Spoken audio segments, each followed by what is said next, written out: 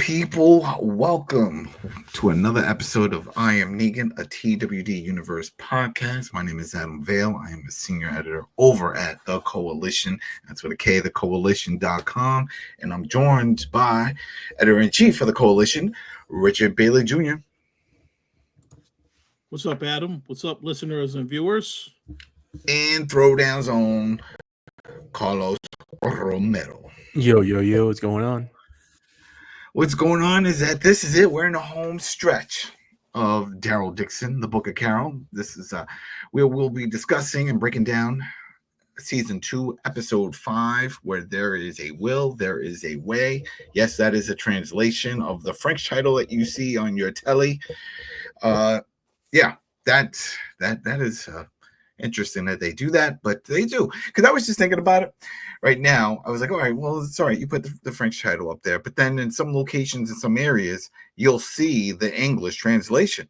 So I don't know. It's interesting to do that. Anyway, so if you guys haven't seen, if this is your first time tuning in, whether on iTunes, Spotify, YouTube, we will be breaking down, discussing, and spoiling this episode. So if you haven't watched it, go ahead, watch on AMC Plus or on AMC itself or on your DVR, because that's probably where it's sitting while you still have a DVR, because a lot of services are removing it, which is crazy.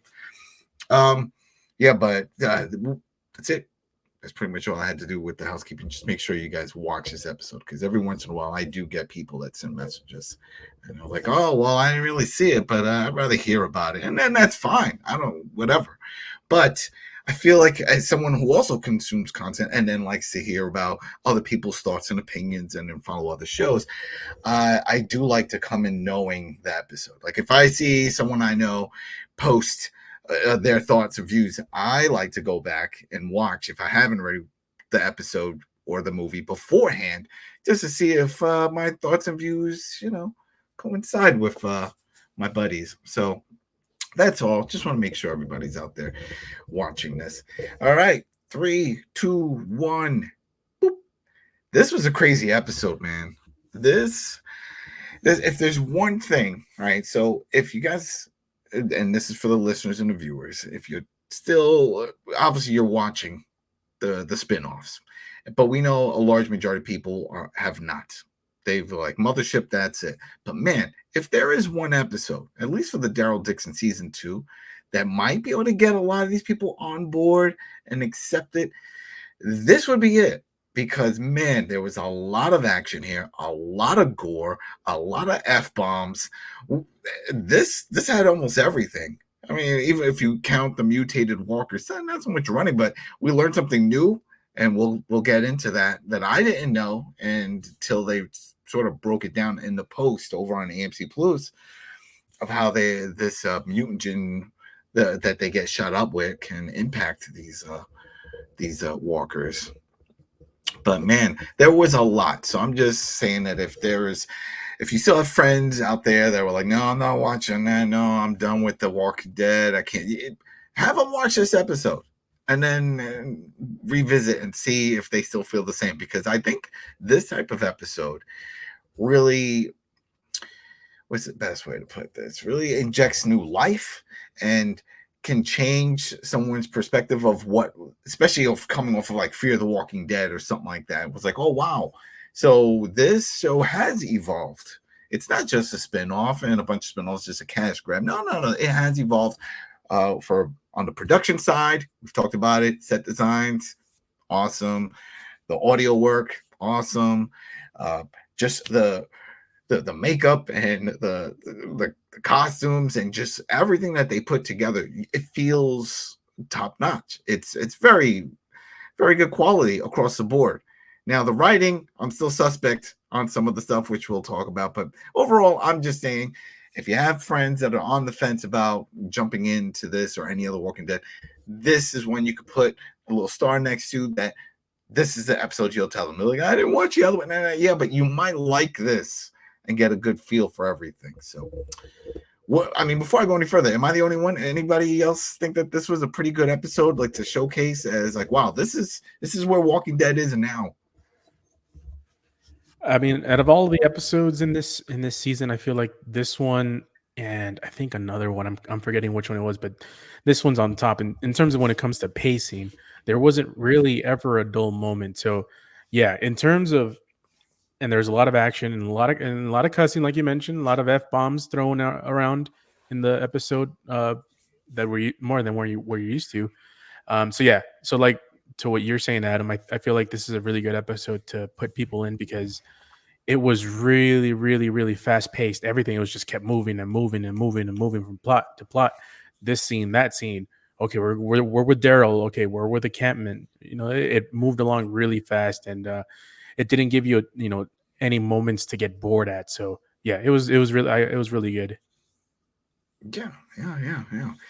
All right, so let's just jump into it. So we're back with Daryl and Carol, and they make it over to their location where they have to get to, right? If I remember right, because there was a lot that happened in this episode. Right before, wait, I didn't even put this down, but yeah, they did make it to their location. Pretty sure that's it. When they made it over there, and then they couldn't find out, right? And then it was all barricaded, and they found the booby traps and stuff like that, and that was pretty cool. Now, they didn't really go too much into it with Carol, because remember, this is my little gripe. I always have a gripe about timing and mapping within all these Walking Deads, and this was it. She said she'll be back in 2 weeks. We don't know if it took within 2 weeks. I'm assuming it was under 2 weeks that she showed up back there, but clearly Ash has been busy, did a lot of barricading. But we see why. There's some walkers. There's some people that have turned. There's one person that's still there. And she's like, where's the guy that was here? I don't know. He took off, whatever, this whole thing. And pretty much asking to be put down. And that was interesting because we have Daryl tell Carol, I got this. And he does it. And he does it in the fashion that he normally puts down walkers. And for some reason, that hit me different because yes, it's one thing to kill walkers like that. We've been trained, and then just thinking about it, they're dead bodies, so their body's not regenerating or fixing itself in any way. So yeah, everything should be mushy and slow and all that. But the fact that he's like, I'm going to treat this like a normal kill and just stab him right in the head, like right on the side of the head. I was like, oh. This is like, again, when I'm telling you to tell people, hey, jump in, this would be the episode. There you go. Because that was, that's a mercy kill. So you could see it as, the mercy. But the way he did it, that was just brutal. I don't care. It just has to be done. But man, that was something else to see. But one of the things that they showed, and that's why I was looking at my notes, I'm like, I'm pretty sure it was something they opened with, and it was also with Ash running. Now, this is the issue that I had, and like I said, the timing, pacing, and mapping. How far was that location? Because we know that location that he was hiding out, because that was where the shipyard was. That's where they would do the processing. We saw that last season where they would divide people up, and we saw a little bit also that when a few episodes back in this one. And it looks like he found his way over there. How did he find his way to that location and then eventually into the courtyard and into the car? You see him in the vehicle. There's all these walkers coming around. He's trying to close the door. Eventually, they put pressure on the door. It bonks him on the head. He gets knocked out. We find out he was there for 2 days. That's kind of crazy. But it was still that. And I'm sure other people listening to this and watching this on YouTube, go ahead, leave your comments if you feel the same way. It's like, I have an issue when shows do this, especially Walking Dead. They would do this all the time, where it's like, all right, we're going to get from point A to point B. And then sometimes it would take days, and other times it was like a snap of a finger and they were there. And that's the way I feel here. I'm trying to figure out if Ash left. Okay, let's say the guy that was in the hangar that told Daryl and Carol, he left. Okay, so did he know where he's going? Did anyone tell him? And how far is that base from the hangar? Because when they did the overhead shot, the first time when Ash and Carol are flying around, they didn't show the base that we could say as viewers that are familiar with it. But like, oh, wait, they're not too far from where they do the sorting of what they were going to do with these people that they bring in from America, the walkers and all that stuff. But no, whatever. And I really want to let things go and just move on. But it just bothers me. It bothers me. And I get why the show does it, because one, they built the set. It's already there. Might as well reuse it. And two, it was a cool scene, as we'll get into later on. I see it, but the whole issue of this is where this guy is and how he ended up there. Is it just me, Rich? Or am I looking too far into it? Should I just like let it go and just accept that at this point that the show just makes up how long places are from each other? Oh no, I think they just wanted to progress the storyline faster. I do agree that it stood out, but the explanation is that the lady in charge of the bar, it was her people that was after Bash trying to get access to that plane. So clearly, they attempted to go in there one time. He had to fortify it, and then I guess he tried to escape and go somewhere.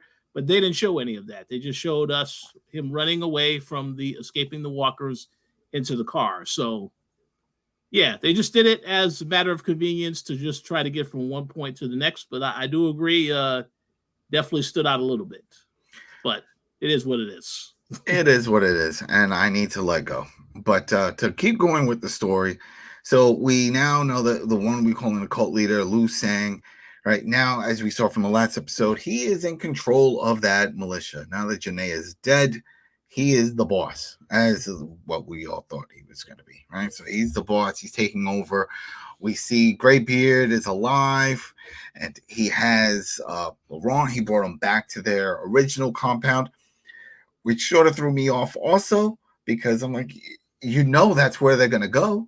That's your base. I mean, it makes no sense. Like when he was on the run, right? When we saw from last episode, Daryl told him, like, all right, go to the cave. I'll meet up with you at the cave.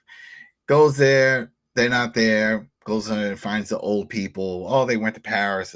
Oh, okay, all right. Gets the car breaks down, whatever, they're en route still. But then to see that scene with Graybeard and Laurent and that they're there at their original base, like full circle, I was like, this is not a safe place. Why would you bring him here? And it didn't make much sense to me. That really bothered me. But one of the other issues that I had, but I really shouldn't, is I still think it's too quick or really it just doesn't sit well with me with the big bad of season 1, which is, I forgot his name, but we'll call him Khan. That's the one who got all beat up by Janae, right? That helped out Laurent with all this. He was the main villain for the first season. And we saw what happened. He failed a few times in the missions to get the boy and all stuff. So she had him beaten and tortured. But then we also saw him a few episodes back flip. And he's the one that told Janae all the stuff that Carol said, that she's there for Daryl and all this stuff.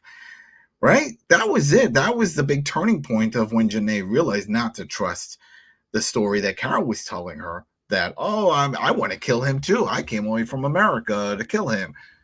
No, well, no? For me, I always understood it was always the dude with the boyfriend, not the one-eyed dude. Because you're thinking it's the one-eyed dude, right? Yeah, the one, because she talked to him about everything, and she said to him, he was like, what are you doing? He's like, and she came clean about everything that she went through. And then I remember they did a quick cutscene to him, and he was out. He wasn't incarcerated anymore. No, well, he wasn't. So here, I'm pretty sure you just missed like the last episode of what happened. So he was there. He was getting beaten. He was getting tortured because they wanted information of where Laurent was, because he knew where he was, but he didn't want to give him away because he believed in him, right? Yeah. And then he was just sitting around, chilling in a cafeteria, and then that's where Carol talks to him about where the location is. He gives her the location because he understood that Carol was actually someone that cared for him and wasn't going to harm them. So he told them about it. Well, a couple of scenes afterwards, Carol left, got caught trying to leave by Madame Mare, and it turns out the person that gave her away was the friend, not One-Eyed Willie. It was the friend who had the boyfriend that was stuck in the I remember that. Camp. He was the one that told everything on Carol, he even apologized, and you know, they told him, oh, and you and your dude can go leave and go to Paris or whatever. I don't know where the hell they went, but he was the one that gave him away. It was never One-Eyed Willie. Flash forward, they're going. Carol and Madame Mare are going to invade the place, right? And then that's where Madame Mare says, "I know everything that everything that happened." And they showed the one-eyed dude. That's why they did a flash, and he was out. The one-eyed dude was strapped, tied down to a back of a vehicle. Remember, he was like, yeah, he was not let go. He was strapped like he was just there as a prisoner. And then because Carol, I saw. All right. Because remember, he was on the gun when she was escaping. Remember, and he shot the gates open so that way they can keep going. No, which is why he never. That shot wasn't him on the top. Who was on the top on the gun? There was no gun in that vehicle. It was people from the Madame Mare side that were just shooting at them. They were shooting at them, and instead of shooting them, they took down a wall. Because I remember him on there screaming at her. Yeah, because he's telling you that they're shooting at them. Okay, all right. I don't know why I thought there was a gun. I guess I'm just assuming that when you have a military vehicle, the way they had it, and remember the other ones had guns on top. No, this was a. That's how that happened. It was just a dune buggy with the. All right, so there with a person tied. So there you go. I'm wrong. I really thought that, like, I still wasn't sold on him. And I still felt that he was still upset, and he was still trying to prove himself to Janae. But I guess that was it. So I mean, especially now, right? We're supposed to believe that he's done the full 180 because he's helped out. You see, he's helping Graybeard. He's helping the boy. They had a little heart-to-heart. He's just talking about all that stuff. Again, they really pushed this boy to make it seem like he is that special, like forgiving and loving. And that's great. He's a nice-hearted, great kid. I just don't see where they're going with. They haven't proved anything above him just being a good kid. And I don't think we're ever going to see anything magical or mythical, or if they're going to try to go in that direction, right? I don't think that's what we're going to get out of this. I think he's just going to be, the kid, because now the whole thing that we know with Liu Sang and all that. But before we go any further, I mean, there was a lot that was back and forth, so I'm just trying to put all these notes together. So yeah, so we get that Liu Sang and his assistant, and along who's part of the military outfit, show up at that base. No surprise. Start looking around. Where is he? Where's the kid? He has to be here. All right. There's one of the women that's there that was already part of that group, the rebel fighting area. And she was like, "Oh, what? That American too? That's it. Let's go find him. Let's go and then let's go get this kid." But Liu Sang isn't buying it. He was like, "You got to keep searching. Yeah, he's got to be somewhere around here." And so they find a way to get the kid out. But before I go any further with that, my issue is just going there. That made no sense. Rich, did that make any sense? Like when you saw it, like I love this episode. I love the action. I loved everything. But like I said at the opening, some of the writing, suspects, this upset me because I knew clear as day. Once I saw the kid there, I was like, oh, yeah, this place is going to get raided and it's going to be a problem. Right, Rich? I mean, yeah, I agree. It is the first place that the enemy would think of about where to go. And that also applies to where they went later in this episode as well. They already knew where the kid might be. So I understand, but the reason Graybeard's motive for doing that is because he felt safest at his base. You saw how they came there. They had all that, the protection, all the weapons and stuff like that. So they felt that they would be safe. They could be protected. But obviously, they didn't know all of the stuff that happened, that went down, at the actual siege until the guy told them what happened. So I definitely understand the critique. But I don't know where else they could have gone where they wouldn't have been caught, because he was just him with the kid. It made sense to me why he would go there, because he felt that he would be safest at his base. He could protect himself and he has his people. But obviously, he didn't know what all went down at the actual base. until later.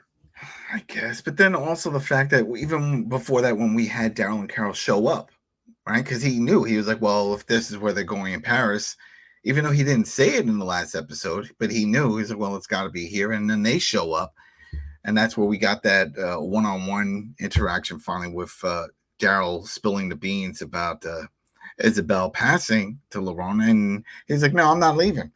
It's like, she wanted me to help you and bring you to safety, and we're going to the States and this whole thing. It's like, yeah, no, I have to stay here and just let it be. And Carol was wandering around looking about, wow, everybody looks so happy here. And that I also didn't understand, maybe because they knew that Janae had died. So they figured, like the Munchkin Land, ding dong, the witch did that. Like they were like, oh, she's gone. Let's have a good old time. Life is good. You hear somebody singing in the background and stuff. But it didn't really, I don't know. That part really threw me off with the whole thing. And then, of course, that's what led to them, Daryl and Carol, trying to find Ash and the plane. And then the other issue, and I'm sure a lot of people, the viewers and listeners, were also upset with this, because this is one of the things that stood out when Daryl and Carol were walking over to the hangar, and then she was like, well, I have some stuff I have to tell you about the guy. And I was like, well, what did you say? It's like, oh, I sort of lied and said something. Well, what did you say? Well, I was your brother or something. And no. It's like, I'm still dancing around. It's like, just say it. Just say it, because it's going to be even more awkward than I really wanted that scene to happen. It didn't happen because we saw the whole thing with the walkers and all that stuff. The guy's in there. But it would have been great if at that point she would have come clean about the whole thing, and then they would have had the interaction later on. But I don't know. It didn't really fit with me with that. For the character Carol, she is usually upfront with Daryl about everything. That's the one person she doesn't like to. And in this case, she continued on, and we didn't get the payoff, is what I'm getting at. I would have liked the payoff for that. But now that we flipped from the next part of it, because it was jumping from one scene to the other, but still following Daryl and Carol, so it wasn't too much. It was just a lot of scene cutting, and we sort of have to say it in that sequence for it to make sense, because they go to the club, which we haven't seen since season 1. Right, that was I want to call it Club Bunker, because I remember that it was in the subway tunnel, right, and that was run by Laurent's dad, his bio dad, right, who is no longer with us, right, but the would-be stepmom is now controlling that whole thing, and I don't remember her being on such good graces with Daryl, but I guess they are, because he was like, I need a favor, and she was like, yeah, I'll help you out, and I'll see what I know, and that's where, like you said, Rich, where she says that, when she looks at Carol and it's like, oh, how'd you get here? Oh, did you come on that plane? I sent some people to go check that out, and they didn't come back. So at least now we know how those people that were there, how they ended up there and why they were there. No brainer. I mean, if you're in a situation where the world has gone to poop and you're sitting around doing nothing and you see a plane overhead, which is why it really bothers me with the whole thing with Ash just flying around back in America doing nothing. Remember, he was just bored, and the only person that decided to track that plane was Carol. That pun intended, that doesn't fly with me. It doesn't, because no. But anyway, right? So we find that much out. Says, all right, well, I'm gonna. Oh, before I go any further, maybe that's something else I missed. Did I miss that, Carlos, where they became friends in last season, or that they were this familiar? I don't, it's tough because I don't recall as well. I knew that they weren't enemies. No. I knew that. So I just wasn't too sure where they left off. Because I know, obviously Laurent's dad was sort of like the villain, but then he kind of helped them. And then I don't know. It was kind of wishy-washy, and so I wasn't too sure how at least the the would-be stepmom was in terms of friendly with Daryl. I never saw her as an enemy though, so I knew when he showed up there wasn't going to be any like real conflict. Yeah, because when I remember, she didn't want the boy when she first found out about the boy. Remember, she was like, "Oh, I want him out of here. I don't want this. This is going to ruin everything." Because then there was Isabel, and then the history between the two, because that was the other thing, right? There was a relationship there, Yeah. and it was a lot. So that's why I was really surprised when she was like, "Oh yeah, I'll help you out," and I was like, "Oh, this is where it's going to be a trap." And but then again, it's like, who's she going to call? Janae is dead, so maybe that's another reason why everybody in this nightclub is having a good old time, because they don't care.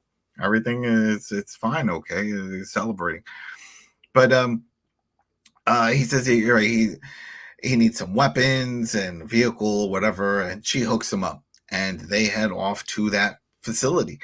And then just thinking back at it, I was like, wait a minute. Now think about it. That when I saw them standing in the front, that is the same part where Carol, remember where they were giving weapons? Wasn't that the same area where she checked in? There was a bunch of people and they were getting food, and Janae was there with the people, her soldiers. Wasn't that where they caught Carol at the front there? Because when they did the overhead shot, when they did that drone shot and they lift up and then you can see the courtyard and stuff, I was like, oh, this is one and the same. This is the sorting facility that we first saw in season 1. And this is where Carol ended up a few episodes back, where she originally got captured. She gave up her weapon just to hear everybody, see all that stuff. But whatever. They get there. They're looking around. They see the pen of people.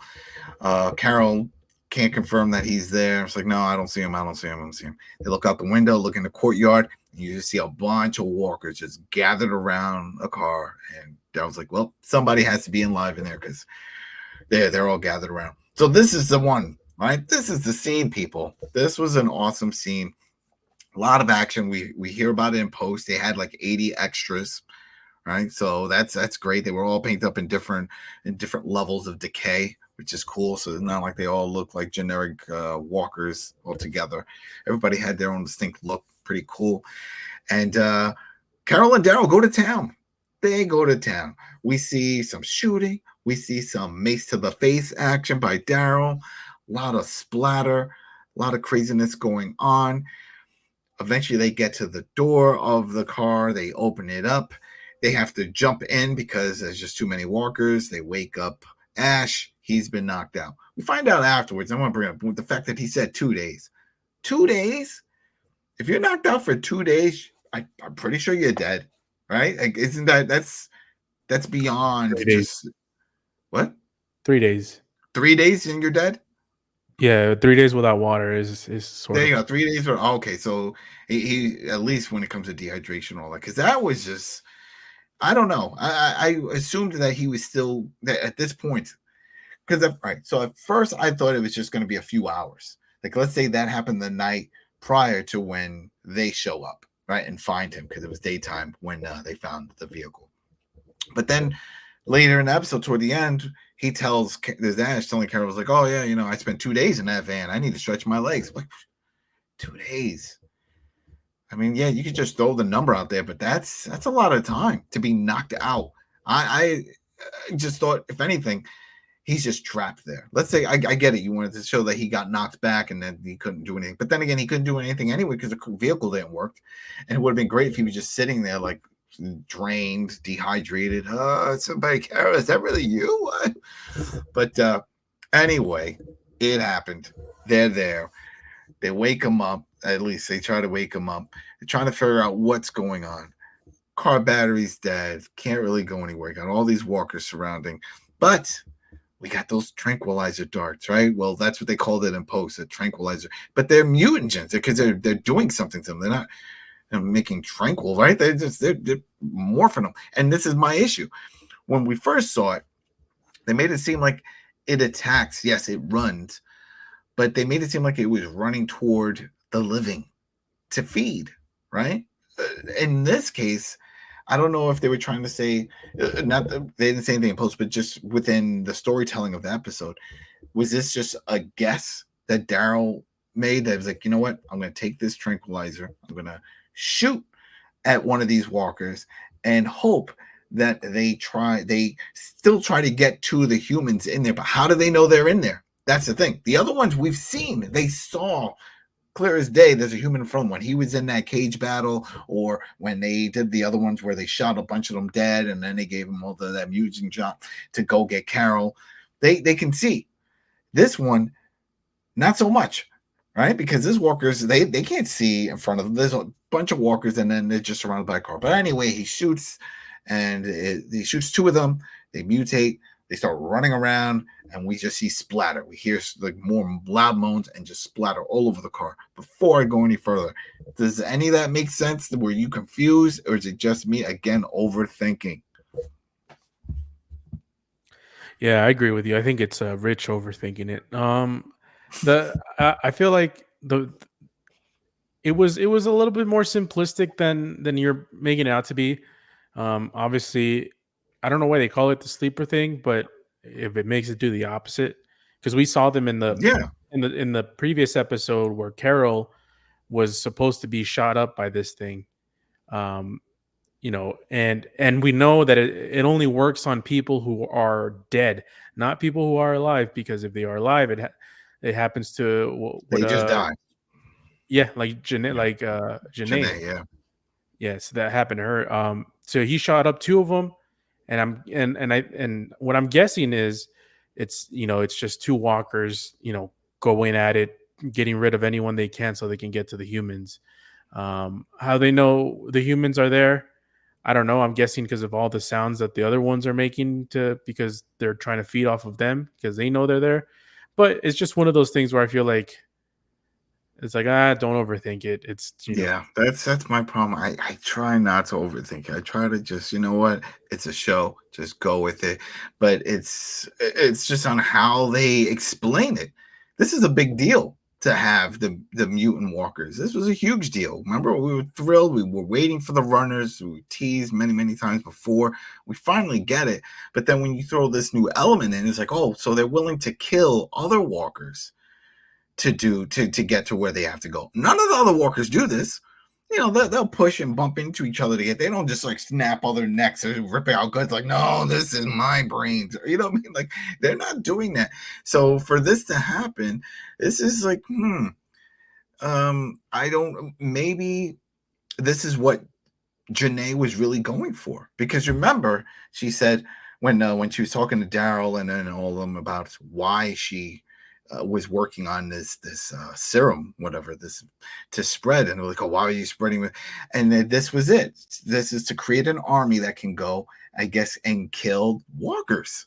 I assumed it was just to kill our enemies or whatever, but if this is the outcome where they just went and just like anything that moves, they kill, right? Then maybe she was on the right track. Maybe this could have worked, because if you get a few of these and you just send them out into the street where, let's say, an alleyway or whatever, where there's a bunch of walkers, and this is what they're going to do. They're not just going to play nice and be like, all right, where's the food? Where you guys know where there's any fruit? No, they're just going to kill anything that moves. Hey, I'm all for that. That's it. Mutated zombies killing regular zombies.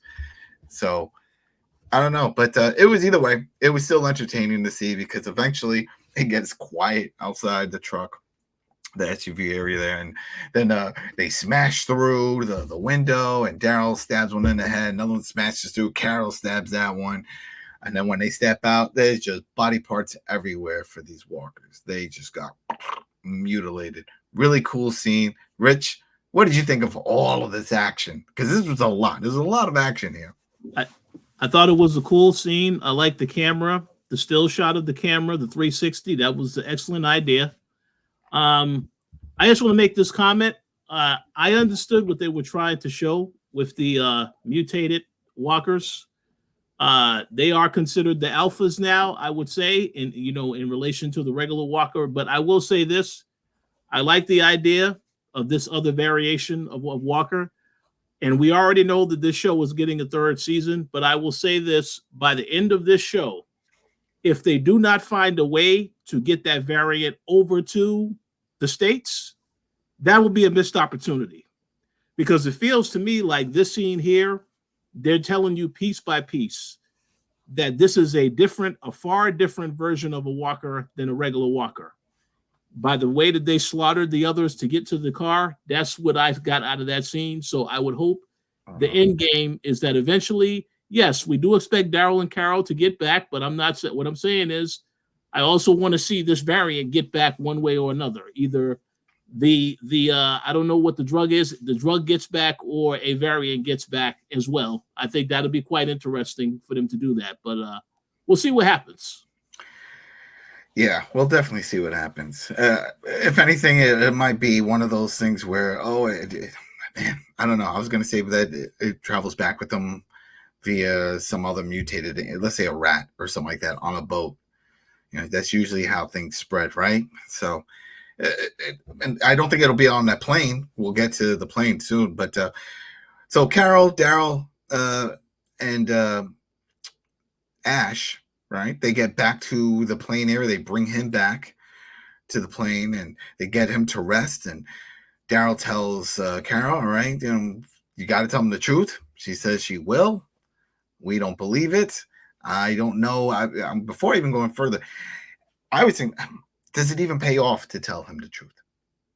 That's my issue here. Like, we know we'll get to like when she does tell him, but it's so far gone that maybe it's best just to keep it going. But like, no, I didn't save him, but I found another friend of mine, and just say like he was also on that trip with my ex-husband, well, with my husband and the daughter. Then she can like, it's my brother. Yeah, he came out here looking for her because he didn't know where I was, but he knew that my daughter was here. Yeah, just keep going with it, because as you see, once you back out, there's a lot of lies. She lied to him a bunch of times. But anyway, before we go, we'll get into more on that. Daryl goes back to the club bunker. He sees that Khan is there, the one-eyed Khan, with the boy. He saves the boy, brought him to the club. Why'd you bring him? Well, I didn't know where else to go. And so, makes sense. Why not? Let's revisit all the spots. Sure enough, Lu Sang does show up with his people, and he was like, all right, where's the boy? And everyone's scrambling. And then, as we know, there is a hideout path that takes you through the tunnels. I thought it looked like regular subway tunnels, but then Carlos does bring up, it does look like catacombs. We do see the skulls and stuff like that. And it could be, they're all intertwined, right? In real life, isn't that all under Paris, right? Somewhere in that area. And just when we thought that we saw all the action, because usually Walking Dead, other shows, there's always one big action sequence, right? And then that's it for the episode. We get two in this one. Two. I didn't see this one coming. I really thought this was going to be one of those cat and mouse. We have Laurent and Daryl and Khan go through the tunnel, and that they were going to, try to find their way, split up. Something bad would happen to one of them, most likely Khan, one-eyed Khan. But no. A lot of action here. So we get Lu Sang and his henchmen. They go through. We see that there's a split path. There's another little hiding spot. Daryl tells Lu, you stay in the hiding spot. I'll be back. Everything's going to be cool. Tells Khan, go one way. I go the other way. And now they are hunting the militia group that comes in. They start taking them out one by one. Khan takes a really deep stab to the chest, or the upper shoulder area. And he just pulls it out. I was like, I'm ready to go. Maybe he has some mutation in him that we don't know. Maybe they were doing some experiments, because even after that whole scene, he shows no pain and no issues, like nothing happened. Maybe the adrenaline was kicking in, but it looked like he killed Lu Sang, second in command, knocked her down, did whatever. They took out the rest of the soldiers. We get that really cool fight scene with Daryl and Lu Sang fighting it out. Daryl takes out the mace, starts whacking him. Tell me if I'm wrong. It looked like she caught him in the face at some point with that mace. Did anybody see that? Did he catch him in the face with the mace? Yeah. He did, right? That's a knockout. That's a knockout blow right there. It looked like it grazed him than just a straight hit. Yeah, because you saw they showed the cut. Oh, so he just grazed him. Okay. Because I did see the cut on his face, but the way he whipped it, and then the way the camera was shot, and he turns his head toward the right, and it's just a draw distance. It sort of looked like he just took it right on the temple, like back. I was like, oh, then he's out. But no, they start fighting. They make it seem like he was up to the challenge. Looked like he had Daryl's number, which clearly we know is not going to happen. But what was surprising, and this is where I want you guys to chime in on this, because I didn't see this coming. I really didn't see this coming, at least not in this episode, because we do have one more episode of this season. Daryl gets upper hand, gets him down, and just bashes his head in with a skull that he picks up from the ground. Just smashes him. I did not see that coming. I did not see this guy, this cult leader, dying. Not just in this fashion, but the episode before the final. Well, here's the thing. And maybe this is something that I missed. The only way that makes sense, Daryl doing what he did to the cult leader, is if he knows that he was the one that stabbed Isabel. But we never got that. He doesn't know that. No one told Daryl he was the one that stabbed Isabel. Because if someone told him, or we saw someone explain to Daryl, oh, he's the dude that stabbed her and that's why she died, then Daryl hitting him repeatedly in the head would have made a lot more sense. But no, they didn't explain it. And Rich, you're going to say something, so hopefully, maybe there's something that I missed. I think you made an excellent point, Carlos. That is a very fair thing to question. The only reason why I think they showed that scene is to emphasize, yes, this character is dead, unlike the assistant who was only thrown against the wall and you didn't see her die in any way, shape, or form. So you knew she was still alive. So that's my only explanation, I guess. Yeah. And here's the thing. The episode was one of the best episodes of the season, and of the series, quite frankly. And this was living up to be the best episode. But and it just brought back things that I didn't like about part of this season. Number one, they didn't really establish who the big bad was. It's more of like a hot potato of you're the big bad and you're the big bad. Oh no, it's not Madame Mare. Oh no, it's the cult leader. Oh, it's not the cult leader. No, actually it's the homegirl, the assistant. It's like there's just not that much payoff, or there's not that much payoff for killing the big bad when you're just killing someone and it's like, oh well, now this guy or this gal is the next big bad. And that was my biggest issue when Madame Mare died. I'm like, so who's gonna be the next? So it's gonna be this guy.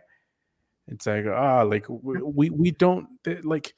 It just sucks because they don't establish enough time to make these characters seem as much as menacing as they should be to be at the status of being the big bads of the season and of the series. Who knows if there's going to be another France tie-ins with this? And that's the problem with 6 episodes of a season. Like you just said, it's like there's not just enough time to develop the backstories or more story for these leaders or these big bats. And this was an issue, in fact, even when you do have a bunch, because we had the same issue with the governor over with the Commonwealth. Because remember, once that was in, we're like, all right, well, who's the other one? And then there was that one person that was like the general area of the prison. Remember the whole Negan and all that stuff that was going on there with Ezekiel? And then that ended real quick. So I was like, oh, so it wasn't this dude. So who? We're waiting for someone to really step up, like I'm the one, and to just represent that commander, Cobra Commander type vibe, like it's him. Oh, the ruler of all. There was a higher. No, we don't have that. We didn't have that at the end of Mothership Walking Dead, and we don't have that here, at least so far, because not once did anyone say, well, there is another person who is in control of another region. Because remember, they did say that there was other military groups and this and that, and Janae was in control of this one. Well, what about the other groups? Who else? They made it seem like when she died, they were clueless until they were like, well, no, the cult leader, Lu's saying you're the boss now. Come on now, you can step up. And it's like, all right, well, now he's dead. And now the assistant's gonna be like, oh well, I'll take over. I'll pick up his staff and now follow me. I don't know. It's remains to be seen if that's actually going to work out that way. I mean, like you said, we know she's still alive, but is everyone going to back her? Well, judging by the trailer for the next episode, it looks like there will be motivation from the club owner, because she sent her guys to get access to that plane. And of course, that's the one detail that has not been revealed yet to her, is that they're looking for the same person. Who Daryl and Carol were looking for is the same person that was responsible for killing her people. So we saw in that trailer, she made some type of deal with her. So they're obviously going to somehow align for the finale episode. So answer me this, because I think maybe I missed this part. When they all get out and we see that, I thought Khan was going to collapse, after that stab. Like, oh, I did my best. Did you save the boy? Good. Now I can die. No, he doesn't. He survives. So does he go back to the nest? Because when we see Daryl and Laurent show up at the plane, it's those two. I didn't see Khan. Khan wasn't with them. So I have a prediction. I'm going to save it until after you get to some of the other stuff. But I think I know what's going to happen as far as him and Ash in the next episode. Mm-hmm. So let's just get to that scene, right? So finally, they cut back. We see Carol. She's cleaning up the plane, making it nice and shiny for their trip back to the States. Ash gets up. This is where what I brought up before. He talks about, she's like, oh, you need to rest. He's like, oh, I spent 2 days in the car. I'm good. This is fine. And she's like, well, I gotta come clean. I've been lying. About what? Well, everything, and he starts freaking out because he did give a little speech about how this gave his life purpose. He felt like he was doing something productive and helping all this stuff. And no, it's all a lie. And she tries to bring up, hey, I helped you too. No. The end doesn't justify the means is what he says. And, how dare you? You set me up. You lied. He gets pissed. But Daryl shows up with the boy. He's like, where's Ash? Ash shows up. He's like, what's going on here? The boy introduces himself, very polite, the whole thing, and starts talking about, well, where all of us need to go to the States. And this is what I said before, and I think we talked about it when we were looking at this plane. It's a small plane. It's not meant for long distance travels like this. And then, of course, you got to fill up the whole back with a bunch of gas tanks just to keep it, airborne for the long flight. And he even says, he's like, there's no way all 4 of us are going to be able to fly or get off the ground for this. Now, he doesn't say it can carry 3. I'm assuming it could, because they were originally going there to save what he thought, Carol's daughter. So you could assume there's 3 that it could support the weight plus the extra gas tanks. But nope. He says, this is one too many. I'm assuming that's going to be the whole thing. One too many. And then we'll see. But before I go any further, for those who didn't watch the episode, and I know those who did watch the episode, I found this funny because, again, right after that club scene, the bunker, when Daryl is with the boy, with Laurent, and saying, all right, come on, we're going to go, America, do the whole thing. There's got to go. He's like, no, I told you, I'm not leaving. And he just says, everybody wants to kill you pretty much. This is no place to stay. I told you I'm going to keep you safe. I told Isabel, you're coming. But you make the decision. And a big Kool-Aid smile pops out. He's like, okay, I'll go. It was like, what? That horrible. So there are three eye rolls in this episode for me. And we went through them in the last 3 minutes. One of them was the whole part where they let, I forgot her name, the second in command, the assistant, they let her, she just got hit in the wall and just left her there. Yeah. So the loose end there, and it's like, really? But I don't think Daryl wasn't there, so he didn't see that, so he doesn't know that, yeah, she's well, alive.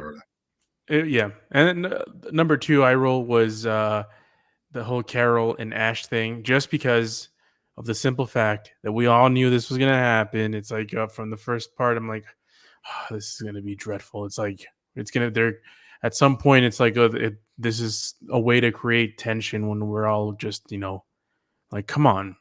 Like we saw this coming, and I was like, I knew this was coming, and now I'm seeing it exactly how I expected it to be. That's eye roll number 2. Eye roll number 3 wasn't as big as those two, though. A little bit lesser, and you just mentioned it. It's okay. It's like, what? Or that's it? I don't know. It just felt like, like a complete 180 in less than a second. Yeah. All Daryl had to say was, "Don't feel guilty." That was it. He's like, "I know you're a kid. Kids feel guilty about things. Don't feel guilty.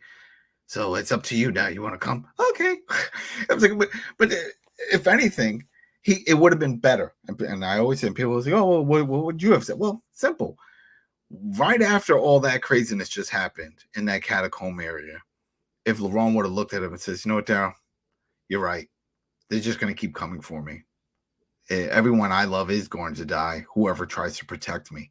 I need out. So let's go." That's it. That would have made perfect sense. Just let it go. I agree. Right? That's it. The seeing is believing. And for him to see, he went from that rebel location where everybody was all happy-go-lucky, and then it caused chaos, to this nightclub, and then it caused chaos. It's like, it will never end. So it would have been better if the kid just woke up and was like, yeah, let's just get me out of here. This is not going to work. Because he should also know, and I'm sure at this point, even though he hasn't acknowledged it, they just want to do that test of him getting bit to see if he turns or not.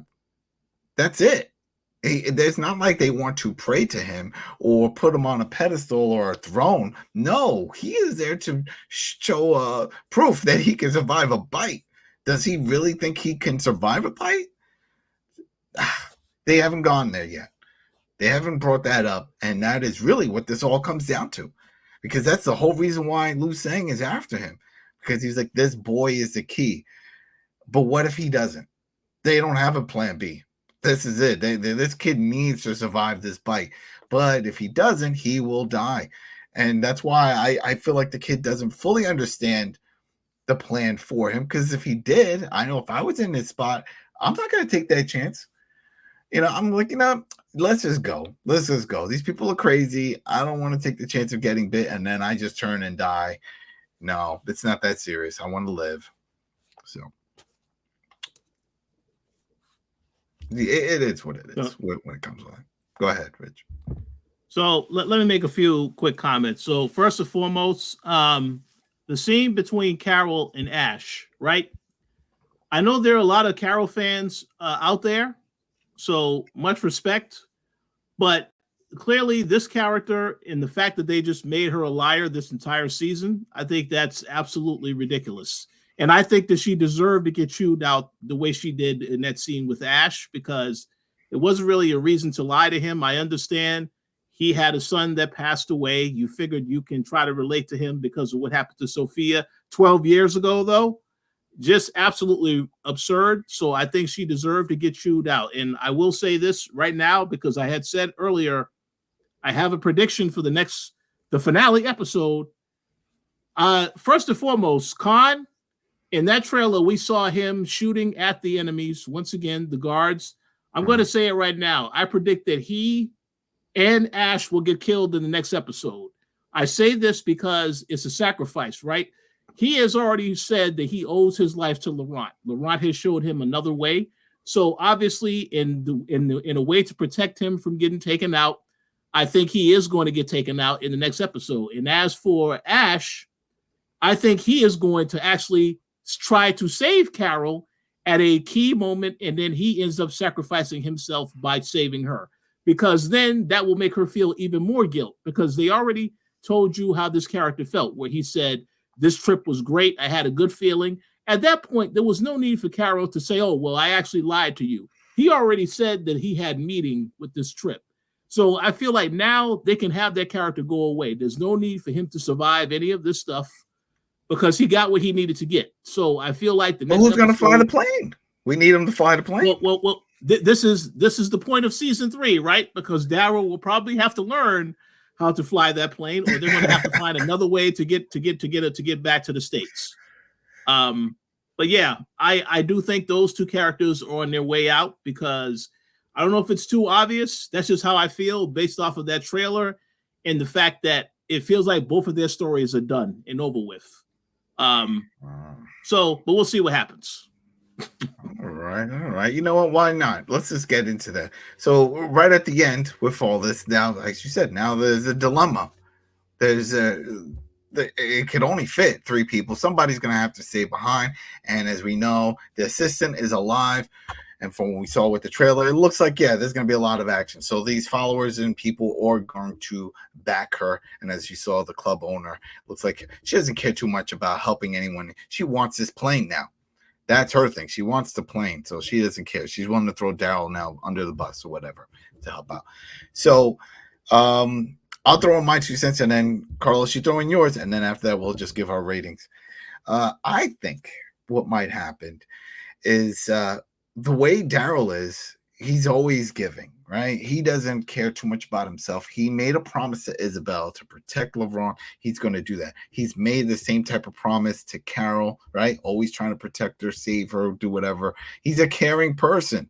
So I could easily see him getting to a point where it's like, you take the boy, this is to Carol, back to the States, get him out of here, because they're just going to kill him if they get him. That's it. We already know what they want to do with him. Get him, and I will find my own way back. You need Ash to fly the plane, right? So he is needed. So it's not like if Daryl could fly or if Carol could fly. I was like, oh, well, then to your point, yeah, we don't need him. And then we can't say, well, he dies and they find somebody else. They can't, because there's still one too many in that case. So, and then even if they do, remember, they still have to make a pit stop. And are they going to go back to, was it Finland? Because they will eventually have to make a pit stop. And that'll be interesting to see what happens there. So my theory is either he stays, they leave, and that's the end of season 2. So Laurent has been saved. Carol is now back to the States, and season 3 will then be back to just Daryl on his adventure of trying to make it back to the States. That's where I think they're going to go with this. And then that's it. I don't know any other way that they can get out of this. I don't see, Laurent dying, and I don't see Carol dying in this. But then unless Carol stays also somehow, and Ash just takes the boy back to his base, his location. Now he has a new son to take care of. Oh, let me make a quick comment. I think that sounds good, and I wanted you to go to Carlos next, but let me also throw this in there. They also can take the route of the plane getting destroyed. Now nobody is able to fly back, and I think that is also a possibility. Either that plane gets destroyed or the pilot gets destroyed, and then it's going to be some type of conflict as far as them getting back. But yeah. I agree with Rich. I feel like it's going to be one of those two, because I feel like they made it clear that I don't think this is the end of Daryl, or at least Daryl. I was going to say Daryl and Carol, but no, at least Daryl and his Parisian adventures. So we'll see what happens. I wouldn't be surprised, like Rich said, either the airplane gets destroyed, or Ash catches something, and we'll see what happens there. And because Carol was crying in that teaser trailer, so there's only 2 people in this world or in this show right now that could make her weep like that, and we sure as hell know Daryl ain't kicking the bucket. No. Yeah, you're right. This is the other reason why I think Daryl's going to stay, because his adventures in Europe are not over. He's still going to be traveling. They have openly said they're going to other locations. It's gonna be adventures in babysitting now. Exactly. He's just going to be traveling around. Now, that's the thing. If the plane gets destroyed, then it's Daryl, Carol, and Laurent, and Ash is dead, because I don't really see him in the long term for them, part of that group. But then again, do we need the babysitting? Do we need that whole thing with the kid?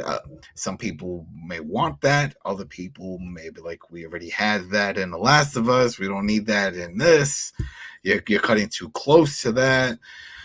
I don't know. What I wanted and what I'm still hoping for is this is the Euro Adventures of Daryl. type of thing. I want everybody else get back on that plane and go to the States. Daryl is going to find his own way back to the States, and that is going to require him to take a bunch of different hops all over Europe, make a bunch of new friends, and all kinds of drama is going to happen. And then we'll see where it goes from there. Or maybe throw in like a Jurassic Park type of situation when it comes to that mutagen, that serum that's in there, where one of these trucks or something that's carrying a bunch of it gets smashed on the rocks next to the stream there, and all of it just floods into the water. And then later on you see, like, some animals or people, that were dead next to it just animating like, oh, and then getting up and running. Because then it's like it's in the wild. It's just going to spread. You no longer need to just shoot one with an injection and have them go crazy. Now, all the walkers are going to go crazy. Or maybe, how about this? They didn't show this here. And when we saw that sequence of those mutated walkers just ripping the other ones to shreds, it would have been great if, let's say, they swipe at one, they cut one, then in turn infect that one and turn that walker into a mutated walker. Then you could see it just like pop, and triggering all of them. And now you got all the walkers that are roaming around can easily be converted and now are all runners and jumpers or whatever type of other abilities they seem to have after this, besides some superhuman strength. Because, as we said, when they smash through the head first through the window of that SUV, that's not easy. It's not easy to do. I mean, we've seen the walkers just banging on it. They can't do it, but this dude went head first. He was like, peekaboo, it's me. So it's going to be interesting to see. But either way, I'm looking forward to this season finale. I'm looking forward to it. And that's the point, right? That's the point of all these shows, that they want you to keep the viewers engaged and motivated and driven to see the next episode, tune in, same that channel and that whole thing. And here we are. I do want to see how this ends. I'm really looking forward to it, to see. Are they going to stick the landing and give us something that makes sense, that we could all be like, yeah, okay, maybe 50-50, at least on that front, right? Some people are going to live, some people die. So real quick, my rating, I give it an A, not an A plus or anything, because some of like the eye rolling moments, but overall, the set design, the action, just a lot of action, surprise action, double big action, characters dying in brutal ways, from the stab to the side of the head of the one dude, the mercy kill, to Liu Sang getting bashed in the head from a skull by Daryl. I mean, it was brutal. It was brutal. So I give it an A. What about you, Rich? Well, I definitely agree. It was probably one of the better episodes of the season. My grade, however, I have to say a B plus. I can't give it an A quite per se, because I did have a few issues, but obviously this is without a doubt the best season of the show so far. One of the best episodes that I probably in the entire season. So yeah, I definitely give them a B plus for that. Okay. Carlos? I have no clue what Rich is thinking, but I give it a B plus. Yeah, I agree. I agree with Rich. It's one of the stronger episodes, but it doesn't come without its flaws. So can't give it quite an A or A plus, because there's some huge flaws that and eye rolls that we have to go through. But overall, pretty solid episode. So B plus it is for me. All right, and people, you can go ahead in the comments over on Spotify or iTunes or YouTube. Leave your thoughts. What do you think is going to happen with this? How are they going to end this? It's very interesting, because there's a bunch of different routes they can go. I don't expect. Oh, we didn't even talk about it. It's Graybeard. Graybeard made it this far. We all assumed he was going to die. At least in this point, when they showed him, and we had Liu Sang all gathered around, and it looked like he didn't believe him that Laurent wasn't in their little compound there. We look, oh, this is where he dies, but he didn't. So I'm sure we'll see more action with him. And you know what? That's one character I wouldn't be upset if he sticks around to help Daryl on his adventures, because I do like that character. So we will see. So thanks again, everybody, for tuning in over on iTunes, Spotify, of course, on YouTube, for the Koalition, and our website, thekoalition.com, where we have a bunch of game reviews, movie reviews, TV shows like this one, interviews. Dana did that interview, right, with the cast members? She's working on that. Yeah, that's she's working coming. on it.